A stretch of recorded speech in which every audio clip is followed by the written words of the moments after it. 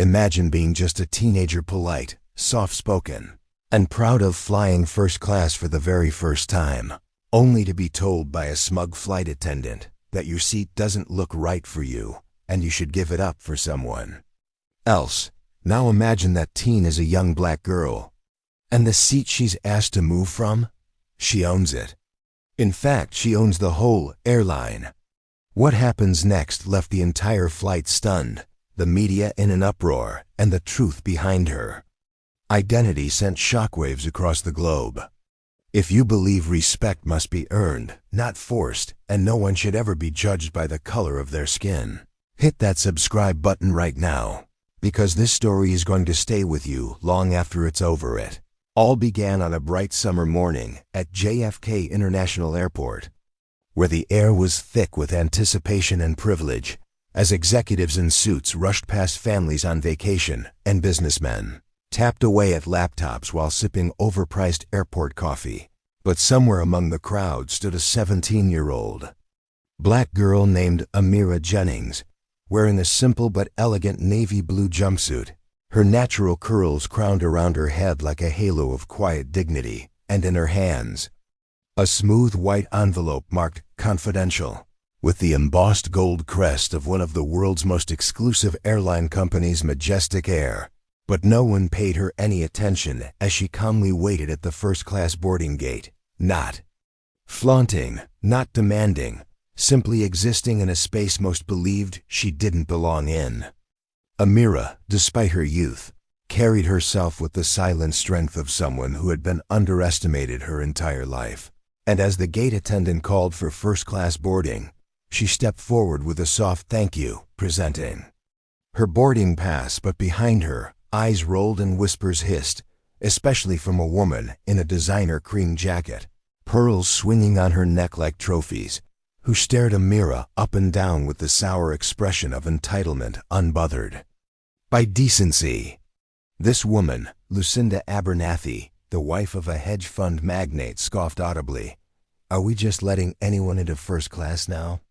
But Amira said nothing. She merely nodded to the gate agent, walked calmly through the jet bridge, and settled into seat 1A, a plush leather recliner with a view of the cockpit and extra space for her sketchbook, which she pulled out not to doodle cartoons, but to refine blueprints. Yes, blueprints for redesigned eco-efficient cabin interiors.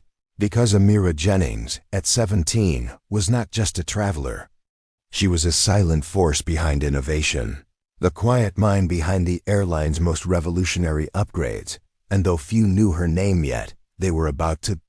Meanwhile, back at the gate, Lucinda complained bitterly to a tall, stern flight attendant named Heather, who believed herself the queen of the skies, proudly flaunting her seniority and sharp red lipstick as she leaned down and whispered conspiratorially to Lucinda, "Don't worry, ma'am, I'll take care of it." And with a brisk walk and a plastic smile, Heather boarded the aircraft, marching toward the front and stopping abruptly in front of Amira with arms crossed and condescension practically dripping from her tone. "Excuse me, young lady, I think you may be in the wrong seat. This is reserved for our elite passengers," she said, her voice falsely sweet but laced with venom. Amira, startled but composed, reached into her envelope and retrieved her embossed ticket, calmly offering it to Heather, who barely glanced before shaking her head.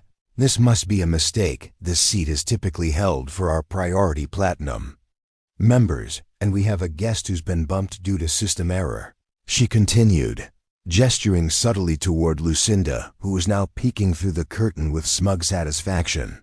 But Amira said nothing yet again. Her calm unnerved Heather more than any protest could have, and Heather doubled down. "I'm going to ask you politely to move to the back until we sort this out," prompting passengers nearby to raise eyebrows, whisper, or just awkwardly look away, sensing the tension crackling in the air like an exposed wire. Just then, the pilot stepped out briefly to retrieve his pre-flight checklist and did a double take when he saw Amira. "Miss Jennings?" he asked, eyes wide in respectful recognition. But Heather interrupted quickly. "Captain, I'm handling a seating issue. This young lady may have been assigned the wrong cabin." she said quickly. But the captain frowned, glancing between Heather and Amira, before adding quietly, "I wasn't aware you were on this flight," directing his words to Amira, who nodded slowly. "Last-minute inspection visit." "Grandfather insisted," she said calmly, and Heather froze for a split second, something strange flickering in her eyes, but she recovered quickly and turned toward the intercom, radioing the ground staff with veiled urgency, her voice tight. "We need a supervisor up here immediately, possible security concern." But that was the moment everything began to unravel, because from the back of the cabin came a tall, broad-shouldered man in a crisp blue suit holding a tablet, who introduced himself as Mr. Alan Raines, Regional Flight Operations Director, and upon reviewing Amira's credentials, including the sealed envelope she still held, his expression morphed into stunned disbelief, then immediate deference. "Miss Jennings, I wasn't aware you'd be conducting the surprise audit yourself," he said, his tone now deeply respectful, and the word audit sent ripples of nervous murmurs through the cabin. Heather blinked, confused. "Audit? She's just a teenager," but Alan turned sharply. "She's also Amira Jennings, sole heir to the Jennings Aviation Group owners of Majestic Air." And the silence that followed was so heavy it could crush bone, as Heather turned pale. Lucinda dropped her designer handbag in disbelief, and passengers whipped out phones like it was a courtroom reveal on live television. But Amira simply nodded. "I wanted to see how first-class passengers are treated without being announced," she said evenly, eyes locked on Heather, "and I think I've seen enough." And those words hit harder than a lawsuit, because Heather's face turned from red to ghostly white, and Alan quickly ushered Amira to speak privately in the galley, apologizing profusely, while Lucinda tried to slip into seat 1A like nothing had happened, only to be escorted to coach moments later. But Amira wasn't done yet. This was just the beginning of a storm that would shake not only the crew, but the entire corporate structure of the airline. As news of the incident began to spread like wildfire from one WhatsApp group chat to another, first among employees, then among influencers, until a single tweet, "Black teen asked to move for white lady on flight." Turns out she OWNS the airline, hit 1.2 million likes in under 2 hours. And by the time the wheels left the runway, Amira was no longer a silent passenger, she was a symbol. A reckoning and a storm of accountability heading straight for corporate HQ. By the time the plane leveled at 35,000 feet, the cabin felt like it was pressurized not with air but tension. And though the engines hummed steadily and the seatbelt signs flickered off, the turbulence inside people's minds was just beginning to shake loose reputations that had been built over years of unchecked entitlement. Amira sat in seat 1A, gazed steady on the clouds through the oval window. But her mind was a storm of calculation. This was never supposed to be about ego or revenge, but about understanding, about auditing from the inside out and exposing where empathy failed when rank and race collided in the sky. And while her calm composure remained the same, inside she replayed every word, every glance, every insult lobbed at her without hesitation, simply because she didn't look like she belonged. And something deeper than embarrassment settled into her chest resolve. Meanwhile, behind the velvet curtain, Heather stood frozen in the galley with a tight smile pinned to her lips as her fellow crew members whispered nervously, unsure if they should avoid her or align themselves with her, while Alan Raines sat in the jump seat scrolling through legal emails and corporate policy manuals, silently panicking over what was likely to become one of the worst PR disasters in Majestic Air's history, especially because this wasn't just a mistake, it was a deeply symbolic humiliation of a young black executive and heir, and as such, the consequences would be nuclear if handled poorly. And back in economy class, Lucinda Abernathy seethed, muttering loudly to no one in particular, "This is what happens when we pretend everyone's equal utter chaos," which caused the young man beside her, a college student live streaming the flight on TikTok, to whisper, "Lady, you're about to be famous for all the wrong reasons." And as he posted a clip of her scoffing and complaining, The video exploded online, captioned, "Karine throws tantrum after black teen turns out to be airline boss. Karma on aisle 7. But Amira wasn't paying attention to the online wildfire. She was focused on the quiet vibrations of power moving beneath the surface. She pulled out her tablet and began drafting a report, bullet pointing every microaggression and procedural failure she experienced, not just to name names, but to pinpoint the culture behind them. Why was Heather so quick to assume, so dismissive, so unwaveringly confident in her bias? Why didn't other crew members speak up? Why? Did the gate agent allow Lucinda to push ahead when boarding priority was clear? She was connecting dots between people and policies, because to Amira, this wasn't just about her seat. It was about the pattern, the structure, the infection of bias masked as procedure. And just then, her thoughts were interrupted by the gentle knock of Alan, who crouched beside her seat and whispered, "Miss Jennings."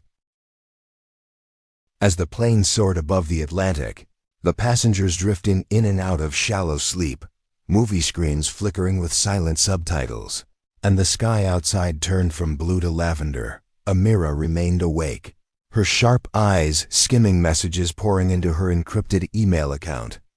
Not just from media outlets and supporters, but from someone she hadn't heard from in months, her late grandfather's former assistant, Raymond Cole, a man who'd served the Jennings aviation legacy for 35 years before being quietly forced into early retirement by the board's acting president, Howard Ellison, the very man who'd taken over in the months following her grandfather's sudden passing and who had fought to delay her succession with endless legal red tape, masked as due diligence.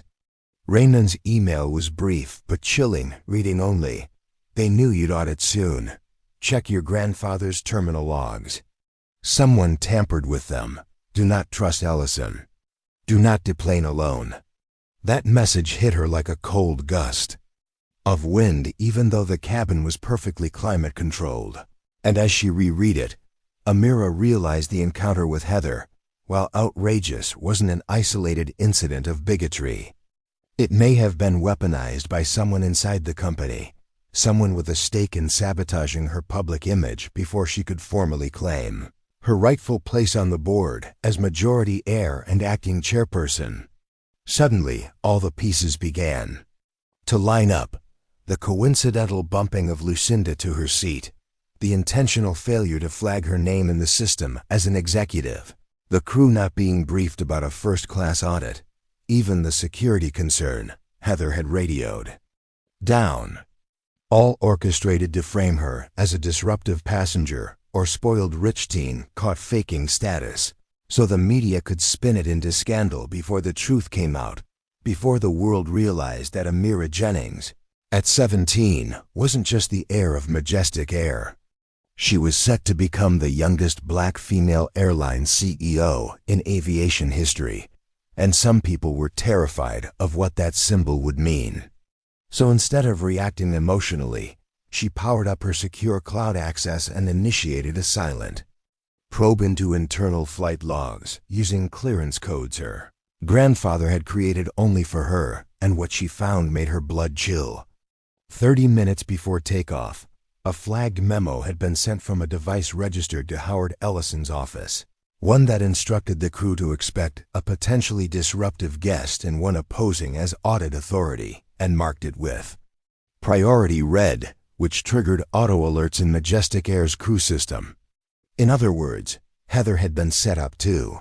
Her own prejudices manipulated by someone higher up to create a scene that would make Amira look like a fraud and liability in the skies. But what Howard hadn't counted on was Amira's brilliance, not just her ability to design eco-fuel turbines or create luxury passenger lounges, but her ability to read people, track digital trails, and remain composed in high-altitude warfare. And right then, she began documenting everything, downloading logs, cross-referencing timestamps, and even flagging Heather's original call to ground control, which oddly had been routed through an encrypted back channel, something no flight attendant could access on their own. Meanwhile, in the cockpit, the pilot received a coded message from HQ. Passenger 1A is confirmed legitimate. Defer to her requests. Full discretion advised. He swallowed hard, finally realizing the quiet storm seated behind the curtain wasn't some pampered teen, but the future of the airline and the reason he even had a job. So when Amira gently approached the flight deck and asked, "May I speak to you off record?" he nodded immediately, clearing the jump seat for her. And as the door sealed behind her, she laid out what she'd discovered, including the memo from Ellison, the hacked itinerary, and the leaked flight manifest, none of which should have been accessible outside of the airline's highest security servers. And the pilot, Captain Morales, listened in shocked silence before responding. This is industrial sabotage. If this gets out, it'll ruin the board." And Amira corrected him gently. "No, it'll save the company. But I need proof. And I need you to land this plane in London discreetly. No press, no gate alert, no private car waiting in my name. I need to slip out before they try to spin the story again." And Morales, knowing exactly what was at stake, agreed. While this was happening, back in first class, Heather, now aware of the full scope of Amira's identity, began pacing nervously in the galley, checking the intercom, watching other crew for signs they might turn on her, but no one was looking her way anymore. They were watching Amira, who moved with grace and quiet authority. And Heather, for the first time in her career, felt completely untethered, like a plastic badge on a sinking ship. In the rear cabin, Lucinda's phone buzzed with a breaking news alert. Anonymous source confirms. Teen on Flight 714A is heir to majestic air empire. And suddenly, everyone in coach turned their eyes toward the front of the plane with new awareness, some in awe, some in shame, and some recording videos they'd soon upload as supportive reactions. Everyone except Lucinda, who shrank into her seat, realizing she'd become a cautionary tale. But the real threat was still waiting on the ground, because while Amira uncovered digital breadcrumbs of a conspiracy in the sky, Howard Ellison was already working damage control, calling in favors with news outlets, prepping a controlled narrative, claiming the young heir had abused her power mid-flight and threatened crew reputations, and drafting a prepared statement for the board implying that Amira's behavior may have endangered operations. But what he didn't know was that Amira had already routed her findings to multiple independent aviation watchdog groups, legal advisors, and a team of ethical hackers who were compiling a digital report timestamped, verified, and explosive. Enough to force a full board audit and emergency shareholder review. In less than 48 hours, the wheels of the aircraft touched down in London smoother than silk.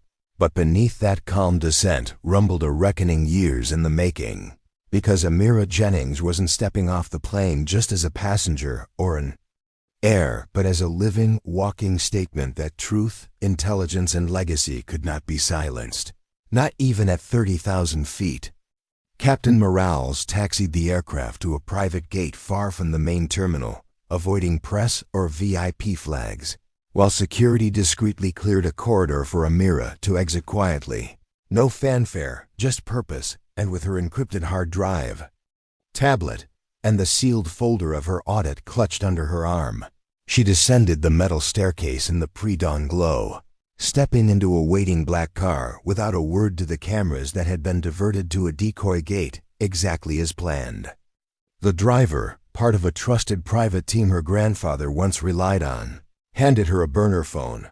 "Raymond says it's time," he said simply, and Amira nodded, dialing a secure line that rang 3 times before connecting to the private chambers of Majestic Air's legal affairs office, where Raymond, older now, weary but as sharp as ever, answered, "We're ready, ma'am. The board meeting's in 3 hours. They don't know you'll be there, but we've filed the emergency clause. Your vote counts. You're still majority heir." And for the first time since takeoff, Amira allowed herself a brief smile, not out of triumph, but clarity. She wasn't just surviving this scandal. She was about to transform the company from within.